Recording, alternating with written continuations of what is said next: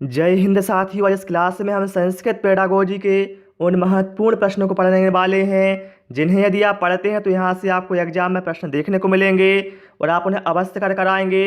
सारे ही प्रश्न आपके सिलेबस के अनुसार हैं, इसलिए आप सभी से रिक्वेस्ट है मेरी कि आप लोग इस वीडियो को कंप्लीट अवश्य देखें। तो पहला प्रश्न क्या है? पूर्व वाचन गतिविधि एतस्य प्रमुख उद्देश्य अस्ति। अर्थात यहाँ पर कहा गया है पूर्व वाचन गतिविधि इसका प्रमुख उद्देश्य है। ऑप्शन है छात्राणाम ज्ञान वृद्धि, छात्रों में ज्ञान की वृद्धि, पाठे रुचि वर्धनम, पाठ में रुचि को बढ़ाना, आनंद प्रदानाम अनुभवनाम ज्ञानम, आनंद प्रदान और अनुभवों का ज्ञान, नूतन शब्दानाम पाठनम अर्थात नए शब्दों को पढ़ना। तो साथियों यहाँ पर राइट आंसर हमारा ऑप्शन बी के साथ चला जाएगा। पूर्व वाचन गतिविधि इसका प्रमुख उद्देश्य होता है पाठ में रुचि को बढ़ाना। ओके, चलिए प्रश्न क्रमांक 2 पर आते हैं। लेखन कौशलस्य अभ्यासार्थम महत्वपूर्णम अस्ति। अर्थात यहाँ पर कहा गया है लेखन कौशल के अभ्यास के लिए महत्वपूर्ण है। क्या है भैया? सारांश लेखनम, व्याकरण अभ्यासः, वाचन अभ्यासः, टिप्पणी स्वीकारणम।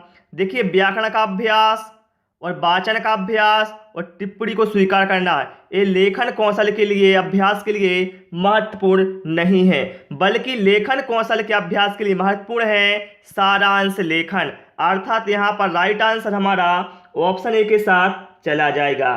ठीक है, क्योंकि सारांश में क्या है, संपूर्ण अनुच्छेद का कम शब्दों में भाव स्पष्टीकरण हो जाता है। और आप सभी से रिक्वेस्ट साथियों, वीडियो पसंद आए तो वीडियो को लाइक करें, दोस्तों के साथ शेयर अवश्य करें। चलिए प्रश्न क्रमांक 3। पाठ्यचर्चायाः ऊर्ध्वगामी प्रतिमानम इत्येन अभिप्रायः अस्ति। अर्थात यहाँ पर कहा गया है साथियों पाठ्यचर्या में ऊर्ध्वगामी प्रतिमान, इससे क्या अभिप्राय है? इत्येन अभिप्राय अस्ति, इससे क्या अभिप्राय है? तो भैया ऊर्ध्वगामी प्रतिमानम इसका पाठ्यचर्या में अभिप्राय क्या होता है साथियों कि छात्रः मुक्त वातावरणे वैविध्यपूर्ण गतिविधिषु भागं स्वीकृत्य पठेयुः। अर्थात इसका अर्थ हुआ छात्र मुक्त वातावरण में वैविध्यपूर्ण गतिविधियों में भाग लेकर उन्हें स्वीकार के साथ पढ़ें।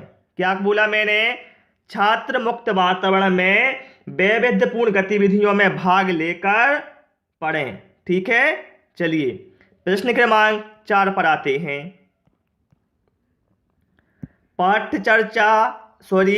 पाठ्यचर्या विकासस्य सोपान क्रमः अस्ति। अर्थात यहाँ पर इसका अर्थ हुआ पाठ्यचर्या विकास के सोपान क्रम है। बताना है पाठ्यचर्या विकास के सोपान क्रम क्या है। तो देखिए भैया, सबसे पहला क्या होता है, ऑप्शन सी में हम यहाँ पर देखें ऑप्शन बी में आवश्यकता विश्लेषणम, लक्ष्य निर्धारणम, पाठ्य वस्तु चयनम, आकलन च। अर्थात इसका अर्थ हुआ आवश्यकता का विश्लेषण, ठीक है, लक्ष्य का निर्धारण और पाठ्य वस्तु के चयन का आकलन करना, ये पाठ्यचर्या विकास के सोपान क्रम होते हैं। ध्यान रखना, सबसे पहले क्या है, आवश्यकता विश्लेषण, फिर लक्ष्य निर्धारण और पाठ्य वस्तु के चयन का आकलन करना। चलिए साथियों प्रश्न क्रमांक 5 पर आते हैं। कहा गया है प्राथमिक स्तरे वाचन क्षमतायाः आकलनार्थम प्रभावशाली विधि अस्ति। अर्थात यहाँ पर इसका अर्थ हुआ प्राथमिक स्तर पर वाचन क्षमता के आकलन के लिए प्रभावशाली विधि है। बताना है प्राथमिक स्तर पर वाचन क्षमता के आकलन के लिए प्रभावशाली विधि कौन सी है। तो यहाँ पर देखें भैया ऑप्शन डी में कहा गया है शब्दार्थ मधिकृत भाषा क्रीड़ा। अर्थात क्या है, इसका अर्थ हुआ शब्दों के अर्थ को ग्रहण कर भाषागत क्रीड़ा करना। क्या है? शब्दों के अर्थ को ग्रहण कर उनके साथ भाषा क्रीड़ा करना। ऑप्शन डी यहाँ पर हमारा करेक्ट आंसर साथ जो हो जाएगा। और इस टाइप के साथ ये जो क्वेश्चन है हर बार एग्जाम में पूछे जरूर जाते हैं। तो चलिए प्रश्न क्रमांक 6 पर आते हैं।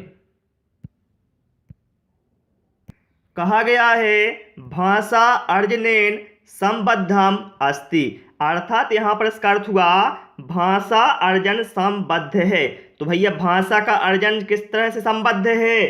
तो यहाँ पर देखें हम ऑप्शन बी में कहा गया है भाषा परिवेश निर्माणेन सहज भाषा अधिग्रहणम, अर्थात इसका अर्थ हुआ कि भाषा परिवेश निर्माण से सहज भाषा का अधिग्रहण करना। ठीक है, क्योंकि हम सभी जानते हैं जो भाषा अर्जन होता है वो कैसे होता है? सहज रूप से होता है। यहाँ पर राइट आंसर क्या है? हमारा ऑप्शन बी हो जाएगा। देखिए संस्कृत पेडागोजी और हिंदी पेडागोजी एक ही बात है, बस यहाँ पर इतना डिफरेंस है कि यहाँ पर संस्कृत में और वहाँ पर हिंदी में। चलिए प्रश्न क्रमांक 7 पर आते हैं। बहुत ही अच्छा क्वेश्चन है, कई बार एग्जाम में आया हुआ है। संस्कृत शिक्षणम इति पदे कहा समासः, अर्थात संस्कृत शिक्षण इस पद में कौन सा समास है? क्या है? संस्कृत शिक्षण। तो भैया इसमें कौन सा समास हो जाएगा? देखिए हम सभी ने पढ़ा है, देखिए इसका ये संस्कृत शिक्षण का विच्छेद करेंगे तो क्या होगा? संस्कृत का शिक्षण, अर्थात यहाँ पर हमारा तत्पुरुष समास हो जाएगा। ओके, तो यहाँ पर राइट आंसर हमारा क्या है? ऑप्शन ए के साथ चला जाएगा। चलिए प्रश्न क्रमांक 8 पर आते हैं। संस्कृत शिक्षणाय किम आवश्यकम, अर्थात यहाँ पर इसका अर्थ हुआ संस्कृत शिक्षण के लिए आवश्यक है। बताएं आप लोग संस्कृत शिक्षण के लिए क्या आवश्यक है? अनुवाद कार्यम, अनुवाद का कार्य नहीं। शब्दार्थ लेखन, शब्दों को लिखना नहीं। नियमों को स्मरण करना। तो संस्कृत शिक्षण के लिए आवश्यक क्या होता है? संभाषण, अर्थात संभाषण क्या है? संस्कृत शिक्षण के लिए आवश्यक होता है। चाहे भाई संस्कृत शिक्षण हो चाहे हिंदी शिक्षण हो, दोनों के लिए क्या है? संभाषण आवश्यक होता है। प्रश्न क्रमांक 9 पर आते हैं।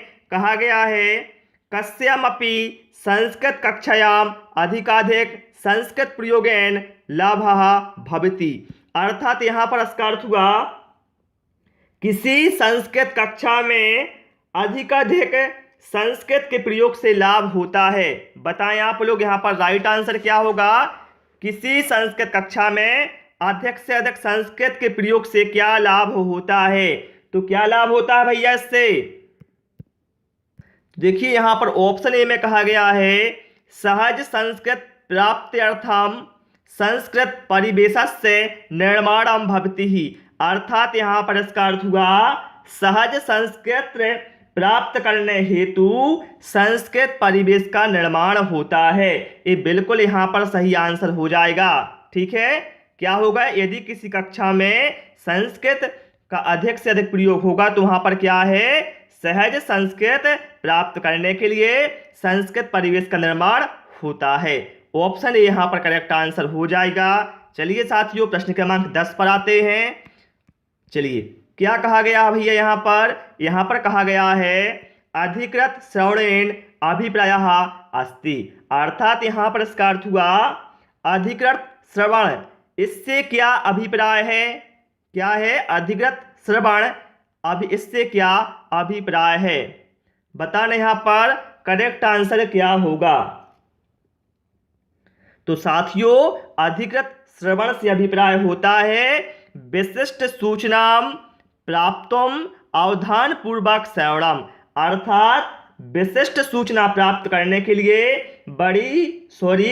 विशिष्ट सूचना प्राप्त करने के लिए बड़ी सावधानी से श्रवण करना या बड़ी सावधानी से सुनना। ऑप्शन डी यहाँ पर राइट आंसर हमारा हो जाएगा। ठीक है, चलिए साथियों प्रश्न क्रमांक 11 पर आते हैं। कहा गया है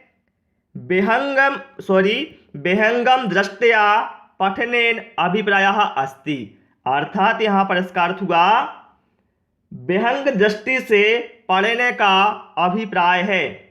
बताना है विहंग दृष्टि पठने से मतलब पढ़ने से क्या अभिप्राय है? तो भैया विहंग दृष्टि